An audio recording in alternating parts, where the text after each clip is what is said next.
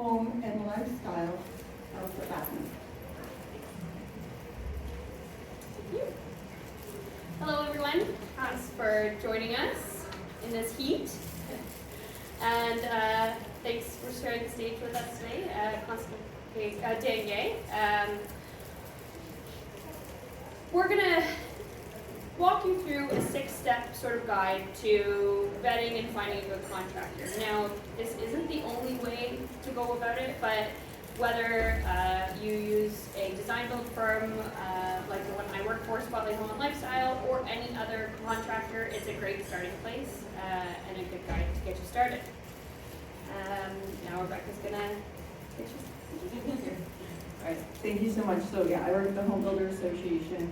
We are a not-for-profit membership association that provides education and resources to home builders and contractors so that they know when there's changes to the building code, how to do things correctly. We provide a lot of that information. We run the Reputable program, which vets all the companies that are members. I also make them work and vet all our companies, and I check that they have all their appropriate licensing and insurance and that. So if you go to the PKHBA website, then you can see the vetted contractors in the area.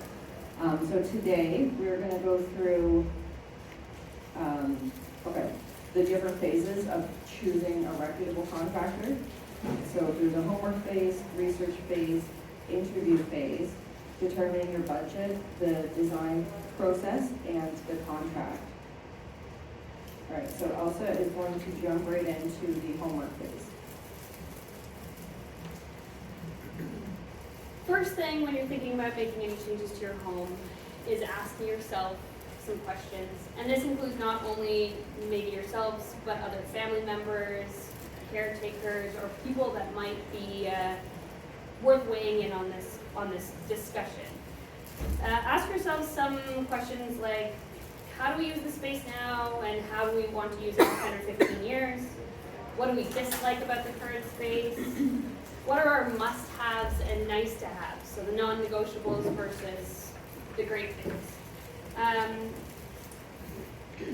What is our budget? I'll touch on this a little bit later, but it's not what you think it is. And when did you want to start the project? Sometimes projects are better to be completed at a certain time of year, based on winter or spring, and have some goals. Goals for your project aren't, I would love to have a bigger kitchen. They're things like, I would love to be able to cook with my grandkids or my family, and I would love to be able to host my friends while I'm making dinner, or not be alone while I'm washing the dishes. Those are sort of goals instead of wants. How will your new space ideally enhance your lifestyle? And how will we select the right contractor? And what do you think your top criteria are for determining what that contractor is? So that's a good sort of kickoff to start those conversations, and as long as everybody's on the same page, then you can start the research phase. All right, so the research phase, I know you guys haven't been in school in a while, but it never goes away. So you should ask friends, neighbors, and colleagues who have used the contractor. So I know my aunt hired someone who was recommended to her, and then she did not enjoy that process because she just asked one person and went with what they said. Ask different people. Like, everyone's going to have a different relationship with their contractor based on how the project went and what their expectations are. So ask a few different people, and you can check out the PKHBA website or even the Chamber of Commerce website. They've got, companies that are looking to have that level of professionalism are going to be generally have a bit more care with how they are working with their clients. You can look up reviews online. Most people write reviews online now. And check out websites and look for different credentials. So the Canadian Home Builders runs a net zero program. They run a Renomark program. They have Adaptive Home. These are all training courses that contractors take so that they can be better at what they're doing. Adaptive Home is specifically for accessibility adaptations, and they are working with different organizations so that there's, you know, the wheelchair accessibility. And there's other things that are put into those designs that make it easier for people to live comfortably in their home as they age. Can I ask a question? Yes. How do you know when you're looking online and you read the reports of what the contractor's like, how do you know it's not them or their friends that put that on and not real people? So I do a lot of, I vet all our members, I read their reviews, I call their references, and, you know, anyone can just write, oh yeah, this was great. Yeah. But if there's a detailed review and it says, you know, a few specifics about the project, or if they put the time to take that and write that detail into it, then you know that it's someone they've worked with. Often it's someone that's very angry that writes those very long reviews. There's always going to be a bad review. It's just you have to figure out how to weigh how many bad reviews there are versus good reviews. And it's kind of how long the company's been around for is also a good indicator. That's something that I always ask when we have new members, like how long have you been in business? Did you have a different business before? It's just kind of asking more questions and we do have a section about asking for their liability insurance, their WSIB, asking for references. The company should provide that to you, and if they're not working with you to provide you that information, don't waste your time on it. And if you're asking somebody for a reference that you know, shouldn't you ask them if you can see their work, the contractor's work? Sure, I can touch on that. If you have a friend who's had reno work done and they're gonna have you into their home, great. You can check it out for yourself. I mean, maybe you're not gonna go around and nitpick your friend's brand new addition, but it gives you a great idea of kind of what that Yeah, quality even is. like if a friend says, oh yeah, my sister-in-law or my cousin, they had work done by this guy. You could ask, well, would you mind taking me over there so I can actually see the work? Or even better, contact that contractor and ask them to take you to some projects they've recently completed, because they should be willing to do that. Touching on the question about sort of reviews online, if you're on Google, a really good thing to look out for is anything that's been posted by someone's name, and then under their name is a description that just says local guide. That's a big red flag that person is maybe a bot or maybe not a real person. Another way to tell is like click on the name, follow up, see if they have an online presence and they seem like a warm-blooded human. I know with Spotlight, a lot of our Google reviews come from clients whose projects are actually also on our website. So you can sort of cross-reference and know that this outstanding review came from somebody's project that you could go and see more pictures of. So you're right, there's a lot of weird stuff out there on the internet, but it's, with a little bit of digging, it's pretty easy to tell whether it's genuine or not. And I was going to touch on the other thing you said, but go ahead. I have a question. Is it possible for a contractor to take a bad review off the website? Yes. They can, yeah, especially if they're very tech savvy. And some places they have to approve reviews before they get put on, especially on their own website. A Google review, it's harder to take off, but it can be done. Just touch on reviews online are only one of a whole list of other ways that we're going to go through about how to vet your contractor. So I wouldn't take face value Google reviews as the be all end all. We're going to walk you through a whole bunch of great questions to ask a contractor when you've narrowed it down to two or three. And like again, when I vet companies, I call references that they provide. We ask other people in the association, and I do look up Google reviews, and I ask it like how long they've been in business and what their business history is, right? If a business has been around for a long time, you know they're doing a good job. You can't be in business for 20 years and be scamming people. So that is another good thing, and that's easy to look for. They should be advertising that on their website. And, yeah. And then the only other, you can always check if they have an actual office. Like, you don't want someone that's just running everything out of their truck. They need to have a bit of a presence, but I know with a lot of contractors that what the actual office looks like varies, but it has a bit more professionalism when they at least have some presence. And then, yeah, the interview phase, also is gonna go through that because, her role as a project, a designer, she understands the interview process with clients, so. So, as Rebecca mentioned, I am an architectural designer at Spotlight Home and Lifestyle, which is a firm that combines your design and your build project. That might not be for everyone, but I can tell you that having both of those services under the same roof allows a whole bunch of continuity and a wonderful experience from start to finish. I'm actually just recently finished my adaptive home course with CHBA, so I'm now the second in all of the Peterborough area that has that accreditation. And Allison earlier was touching on almost everything that you learn in that course, from modifications to your home to easy things like high contrast handles on your doors and your cabinets to make it really easy to see. So, as we were mentioning, let's talk about some things that you're going to ask in your interview. Do they have an office, or are they out of their truck? Is their filing system on their windshield, or do they, or do they have a nice office presence where you can come in and talk to them and feel at home? What services do they provide, and are there some limitations? What is their process from design to the job to finishing it, and then warranty? How do they follow up? How do they make sure that you're taken care of after the job is complete? What types of projects are they working on? Can they handle more than one job at a time? Are you going to know that when they show up to your home that they're not going to be too busy to not talk to you when you need to talk to them? That communication is of utmost importance, and then they're not going to leave for 2 weeks, go to another job, and then come back, or maybe not. Will they provide a detailed quote with granular detail about what they're going to be doing in your job, and then you have no surprises? And how do they manage the changes in the project?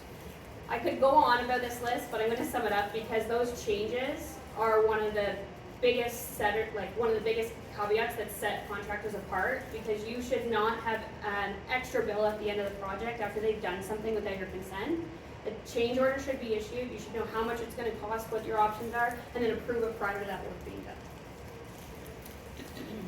And then, as Rebecca was saying, ask for references and ask if there'll be a key contact. Thank you. And, okay, I'm gonna jump into, other things to look at.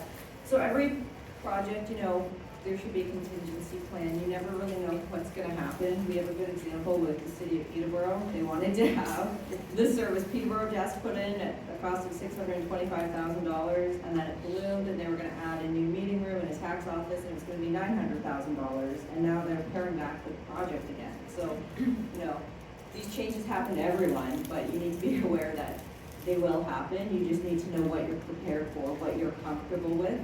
And again, everything should be in writing. If there's a big change, if you agreed on a price and then the price at the end of the project is not the same and they didn't give you proper paperwork for that, that's something you want to avoid with better communication and a clear contract.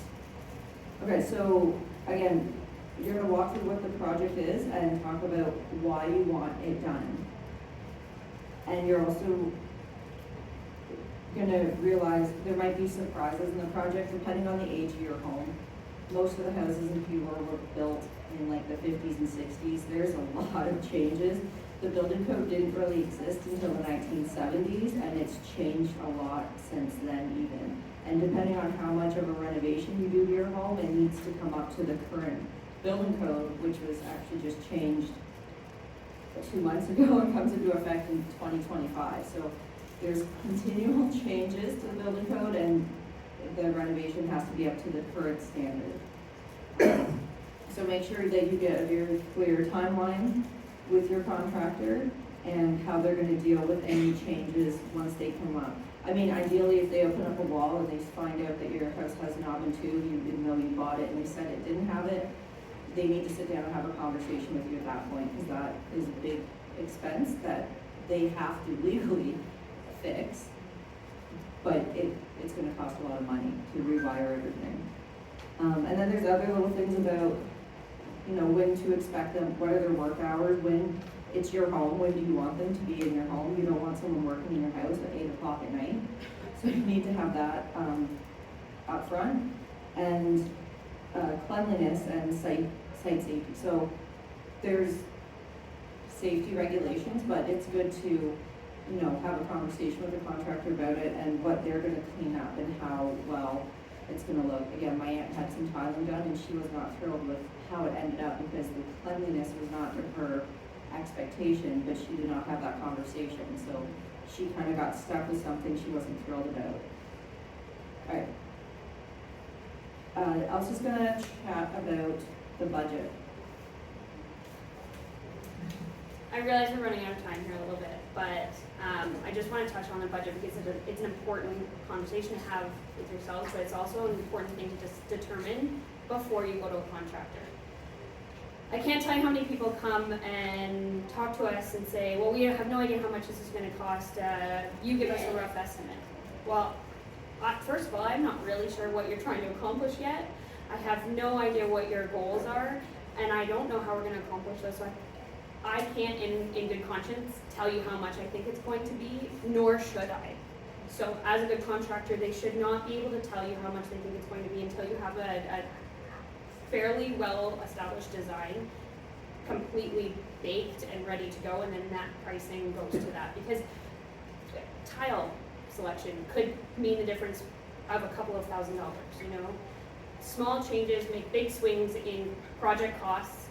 And that's why a design build firm will have a design, establish it with you, and then price that design so that you know exactly what you're dealing with. And then you can either ramp it up from there or pull it back if you need to. Rebecca's going to talk about cash deals, but I just wanted to touch on that before she gets started, that this is a huge thing to look out for and avoid. Because I can't tell you also how many times we've been pulled into projects where a contractor has bailed completely and left people high and dry with way more cost than they were expecting in an unfinished project. So look out. Yeah, and to avoid a cash deal, you need to have a contract. So, again, professional contractors, they're gonna provide you a detailed contract, and it's gonna include all their business information, the name, address, and contact information, your information, where the project is located. It's gonna have a timeline on it. It's gonna have a payment schedule, because you don't need to pay for everything up front, nor should you. So talk about that with your contractor. It's gonna list out the scope of work and who's responsible for it. So if you hire someone and they have a set of expertise, and then they hire a few other subcontractors in because they need expertise in different areas, that should be listed out on the contract and who's paying them. Like, you need to know if the person you've hired, if you're paying that person and they're paying the subcontractors, or if they're expecting you to pay 4 different companies for the project. Either way works, you just need to have it written out and have it clear up front. And again, Elsa mentioned the change order process, so if something comes up, you know, if they open up a wall and there's a lot of things that were unexpected, you need to have a conversation and have an amendment or change order on that contract. And permits. So anytime you change an interior wall, you're supposed to have a building permit. Any changes you make to an exterior wall, like a larger window, a larger door, you need a building permit. And you want to know if the contractor is getting that for you, or if they're expecting you to deal with the building department to get all of that. And who's responsible for, you know, fixtures and buying the nice little odds and ends you don't really think of. If you've got, you know, a new shower put in, like what kind, like do you need new shower curtains and handles on things? And do you need a new vanity put in because they just redid a whole bunch of that? And you need to discuss who is doing that and what the warranty is. So all the Renomar members have a minimum 2-year warranty on their work. On big things, different things have different warranties. If you're getting a new hot water tank or something, that will have a different warranty, but ask them what the warranty is on your work. All right. And I'm gonna sum up to make sure, yeah, it's gonna take time. The process to figure out who you're hiring for a contractor, it should take longer, it could take longer than the project, because you wanna make sure that the person or the company that you're working with is the right fit for you. There's a lot of different options for contractors, so find someone that you like working with, that you feel communicates well with you, and make sure you get everything in writing and have all the discussions up front before you pay out any money. So I'm gonna say, okay, that was the end. I'm gonna say thank you, I'm just gonna say thank you. No, thank you very much for your time. We rushed through this a little bit, but remember that there is more information online, and if you'd like to talk to either of us a little bit after now, we'll be around to take any questions that you might have, and we hope this helps a little bit. So thanks very much. Thank you. The bottom line is do your homework. Yeah. And now